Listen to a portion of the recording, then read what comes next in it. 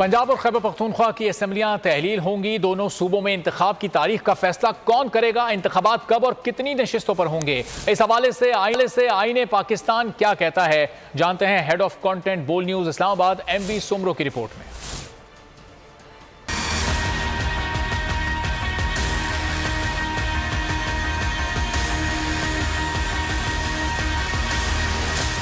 सूबाई असम्बलियों की तहलील। आइन के आर्टिकल 224 की शिक 1B के तहत अगर कोई सूबाई असम्बली तोड़ दी जाए तो इसमें 90 दिन के अंदर इंतखाबात कराना होंगे। आइन के आर्टिकल 105 की शिक 3F के तहत गवर्नर तहलील की तारीख से 90 दिन के अंदर इलेक्शन के इनेकाद की तारीख मुकर्रर करेगा। आइन पाकिस्तान ने सब वाजे कर दिया।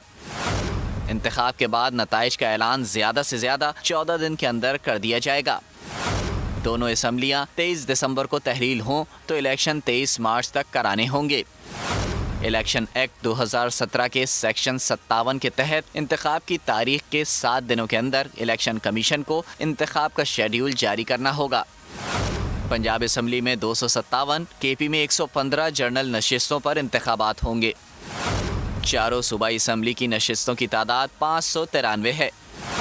पंजाब और KP के असम्बली की नशिस्तों की तादाद 412 बनती है। इस तरह चारों सूबाई असम्बलियों के कुल जनरल नशिस्तों में से पंजाब और खैबर पख्तूनख्वा में 69% से जायद नशिस्तों पर इलेक्शन होंगे।